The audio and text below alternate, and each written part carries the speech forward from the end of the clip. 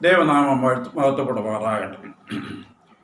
മത്തായി എഴുതിയ സുവിശേഷം 6:34, 33 കൂടെ വായിക്കുന്നതാണ് നല്ലത്. മുമ്പേ അവൻ്റെ രാജ്യവും നീതിയും അന്വേഷിപ്പിൻ, അതോടുകൂടെ ഇതൊക്കെയും നിങ്ങൾക്ക് കിട്ടും. അതുകൊണ്ട് നാളേക്കായി വിചാരപ്പെടുന്നു. എനിക്കതാണ് എൻ്റെ നദി ചിന്ത.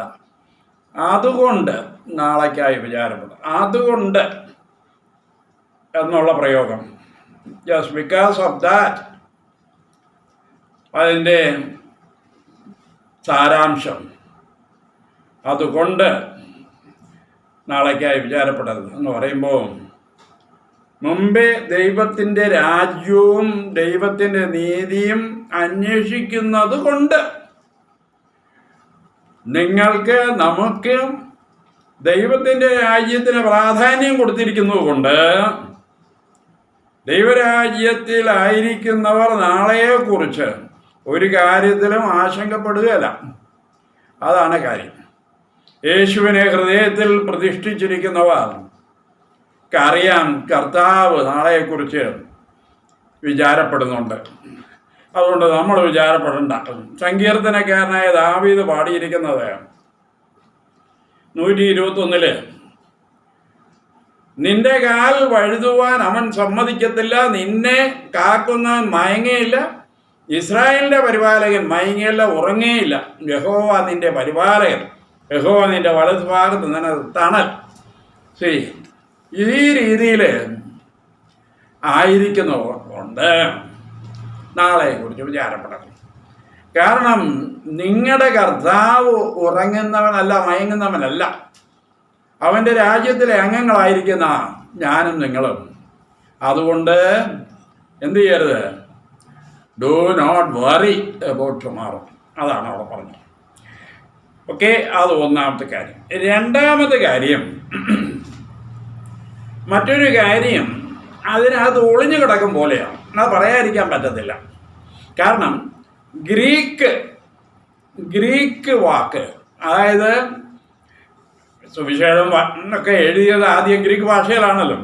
അവരുപയോഗിച്ചിരിക്കുന്നത് എന്നാണെന്നറിയാമോ? മെറീനോ എന്ന വാക്കാണ്. മെറീനോ എന്ന വാക്കിന് ഇംഗ്ലീഷിൽ വറി, അല്ലെങ്കിൽ വിചാരം, ആകുല ചിന്ത എന്നൊക്കെയാണ്. അപ്പം മെറീനോ എന്ന പദത്തിൽ അതിനും കുറച്ചുകൂടെ വിശാലമായ ഒരർത്ഥമുണ്ട്. എന്നാണെന്നറിയാമോ? ഡിവൈഡഡ് മൈൻഡ്, ഇരുമനസ്സ്, ശിഥിലമായ മനസ്സ് എന്നൊക്കെയാണ്. അപ്പം യേശു കർത്താവ് പറഞ്ഞത്, നാളെക്കുറിച്ച് നിങ്ങൾ ശിഥിലമായ മനസ്സുള്ളവരാകരുത്. ഇരുമനസ്സുകാർ ക്രിസ്ത്യാനികളായിട്ടില്ല. ആക്ച്വലി കർത്താവിനെ ഉള്ളിൽ വെച്ചുകൊണ്ട് സംശയിക്കാൻ പാടില്ലല്ലോ, അല്ലേ? അതാണ്. ഇപ്പം യാക്കോബിൻ്റെ ലേഖനത്തിൽ 1-ാം അധ്യായം 8-ാം വാക്യവും 4-ാം അധ്യായം 8-ാം വാക്യത്തിലും ഇങ്ങനെയാണ് പറയുന്നത്, ഇരുമനസ്സുള്ള മനുഷ്യൻ ഒരിക്കലും എങ്ങും എത്തുകയല്ല, അവന് ശുഭം വരികയല്ല, അവൻ എപ്പോഴും സംശയാലുവായിട്ടേ ഇരിക്കും, അവൻ്റെ ഹൃദയം അശുദ്ധമാണ്. അതുകൊണ്ട് ഈ സംശയമുള്ള ഹൃദയം അശുദ്ധമായിരിക്കും. ഓക്കെ, അതാണ് ഒന്ന്.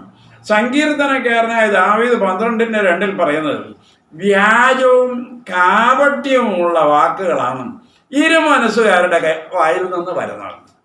ഇരുമനസ്സുള്ളവരുടെ വായിൽ നിന്ന് വരുന്നത് വ്യാജവും കാപട്യവുമുള്ള വാക്കുകളാണ്.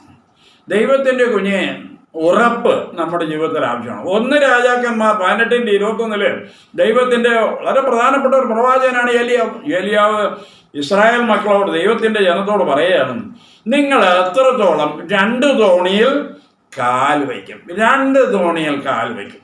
ഉറപ്പില്ല, കർത്താവിൽ ഒരു ഉറപ്പുമില്ല. കർത്താവിൽ പ്രിയരെ, കർത്താവിനെ ഇരുമനസ്സോടെ കാണരുത്, സംശയത്തോടെ പ്രാർത്ഥിക്കരുത്.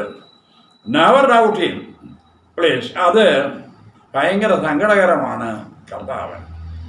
അതുകൊണ്ട് ഒരു മനസ്സും യേശു അല്ലാതെ വേറെ ആരുമില്ല. യേശു കർത്താവ് കേൾക്കും, നോക്കും, പരിപാലിക്കുമെന്ന ഉറപ്പോടുകൂടി ദൈവത്തിൻ്റെ സന്നിധിയിൽ നമുക്ക് ചെല്ലാം. ഈ വചനത്താൽ ദൈവം നമ്മെ അനുഗ്രഹിക്കുമാറാകട്ടെ.